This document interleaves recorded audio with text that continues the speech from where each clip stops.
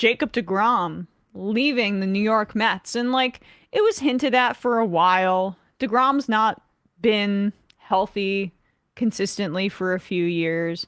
Um, there were a lot of rumors about him going to the Atlanta Braves, which would have, even as a casual Mets fan, made me angry because I hate the Braves, I mean, and we would have had to see him, yeah, and it's just that would have sucked. Zach Wheeler being on the Phillies and then DeGrom being on the Braves would have been a real 1-2 like twist of the knife. So just having two former great Met pitchers be divisional rivals would have it would have sucked. And so I guess this is a better scenario if he weren't to stay in New York, and just like all indications are that the Mets just were uncomfortable giving him term, and he wanted term. And he deserves that. He deserves to take as much money as he wants, even if he's going to pitch on Mars, as my stepbrother characterized it to me. That's essentially where he'll be in terms of like relevancy. Yeah, in Texas on the Rangers. So, well, the interesting thing to me about all of this is that on one hand, like I think as a Mets fan, like it's sentimental for me, like missing that I'll miss DeGrom because he gave us so much in terms of like his talent, his grace as a player and a person, and truly like an amazing story, amazing player, seemingly a really good guy. Like, but and from a practicality standpoint, I understand what's going on here, and I'm not as upset about it as I could be, only because I'm thinking about it just in terms of the structure of the team and his health. mm-hmm. He only started 6 games in the regular season this past season, and he has had chronic, health injuries. He's a little bit older as a starter. He got his start when he was the older pitcher. He wasn't a guy. He wasn't a guy who was really starting to pitch at a high level at like 21. He was starting to pitch at a high level at around 27, 28, and I think he's about 34, 35. Yeah, mid 30s now. And as the Mets have two ancient this pitchers, is the thing is like in Scherzer and Verlander now. They already have two kind of like long. Now they have two they have two contractually obligated pitchers who are already pushing 40. So I shouldn't say ancient, but in sports terms, for Verlander's 39 yes. and Scherzer's 38. Pitchers I think can have some durability in that way. Pitchers are able to pitch into their 40s, but you don't get any younger, and your arm doesn't get any younger either. So, with all that being said, I just think the bottom line was, I think if both the Mets and DeGrom really wanted to make it work, they would have. But I think at the end of the day, DeGrom wanted long-term stability, and he wanted the contract he felt as if he deserved from a financial standpoint, and I can't knock him for that. In the sense that I think if it was only about DeGrom thinking, I want to win a World Series, he would probably have decided to maybe look for either the 100-plus win team or a team like that, like the Braves or the Giants or someone, for example. But the Rangers, who frankly they were a bad baseball team this past season. They have not been particularly relevant since the mid 2010s as a playoff team. But they can give him the most money, and they can give him long-term stability. So I get it. And also, no trade clause included, by the way, it seems like. Right. Full no trade clause and a conditional option. So it could be a 6-year deal, which was way more than anyone was going to offer him at this point. And so, like, there were some really good nuggets in this ESPN article about DeGrom's departure. Some of what I've touched on before, how yes, it is true that the Rangers gave him more money than anyone else was, plus more term. But what I found interesting here too was maybe a shift in the way that DeGrom was relating to New York and to the locker room. This ESPN article has this to say: throughout DeGrom's career with the Mets, he was a respected teammate, especially for how he handled a chronic lack of run support. He would allow just a run or two, and the Mets would lose. And DeGrom's message to reporters was consistent. His job was to outpitch his opponent that day, and he failed to do that. Like this, we are already kind of like went over that. But this shift is interesting. But to some in the clubhouse, he also became a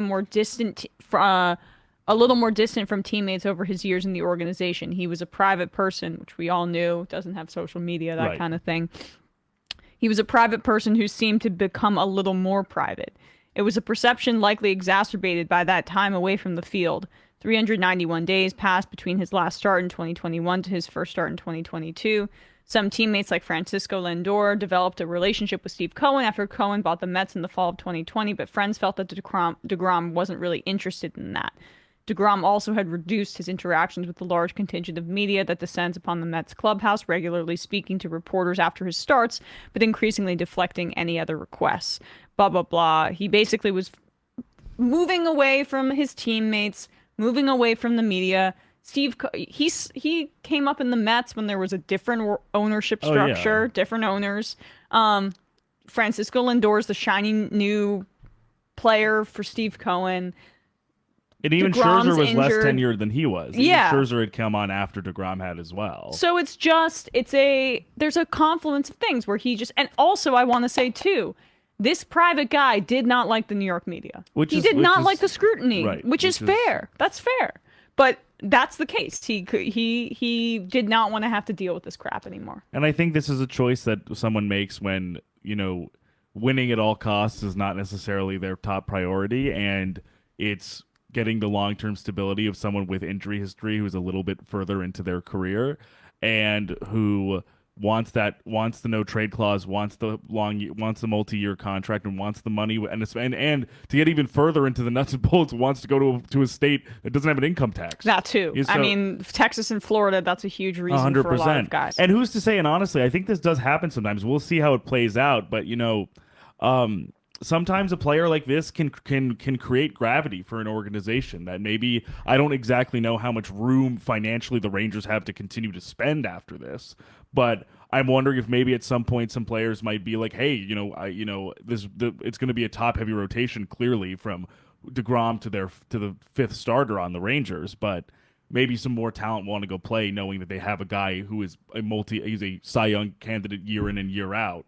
I mean, apparently they're not done, so that could mean anything. Right. I think teams always say that when they're in the hunt for big guys. Yeah. We're going to keep retooling or whatever. So we'll see how that goes, obviously. Long off season now until next March or next April. But it seems like the Mets, look, I understand now their pitching rotation is going to be quite old, but still, you can't be that upset with Scherzer and Verlander. And I'm really not, because at the end of the day, too, it's also a matter of context, right? In the sense that we've seen this happen, obviously, as we've been discussing this year. We've seen this happen with the older players where, you're Aaron Rodgers and you're 39 years old and you're not playing at the MVP caliber that you were the year and the year before. You're Tom Brady and you're not playing at the league leading statistical quarterback as you were the year before. But then you have LeBron James in year 20. He's LeBron James. Don't get me wrong. It's not, you can't really compare anyone to LeBron, but this is a guy. There are people who can continue to persist and continue to produce and continue to play at a high level despite their age. And Verlander is 39 years old, coming off of a Cy Young Award and coming off of a World Series championship. Bless you. Thank you. You should have blessed yourself like Quinnen Williams. Bless you. Thank you. Go on. But so in my mind, I'm encouraged by the fact that, I'm more encouraged knowing what level of talent Verlander brought the Astros this past season. And honestly, more than Scherzer, because Scherzer, I was more if anything, I'm a little bit more concerned about Scherzer's health and Scherzer's longevity. He did not have a good playoffs, which is exactly what he was supposed to be. Right, he didn't have a good postseason. It seemed like his oblique or an abdominal muscle was really bothering him like the whole time, seemingly affecting his command. Whereas Verlander had no such problem. So, I think if Scherzer can get healthy, Verlander, Chris Bassett, Carlos Carrasco, Taijuan Walker, I mean, that's still a really solid rotation with two high-end guys at the top. And the Mets were better offensively this year, so it's like probably just, in spurts. So maybe you're able to just kind of have a more consistent approach as opposed to to me, it's like sometimes I see it with the Rangers were terrible this year. I don't want to talk about it. But last year, the Rangers would do this where they'd play amazingly when Alexander Georgiev was in net. I'm talking about hockey now. The New York non-Shesterkin goalie. But the backup goalie for Igor Shesterkin, who's a top goaltender in the league. And then, it has to be a 2-1 game when Igor's in. And I felt that was kind of similar for you can play more conservatively or be on your back foot a little bit when you know that you have DeGrom When you have the guy who's like who's almost certainly not going to give up any runs, you can right. like kind of take your foot off the gas a little bit, and maybe this won't give them. Maybe that'll be a little bit more urgency without having that assurance, Agreed. necessarily. So, but it's interesting. It's definitely already an interesting, offseason. Trey Turner just was signed away from the Dodgers to the Phillies. So, Yeah. good teams are still there's certain it's not every team clearly in the MLB, but good teams are still trying to be good, so trying to be competitive. So that's nice to see. But I'm hoping that it won't just extend to the teams that made the playoffs or in the World Series that are trying to compete for next year.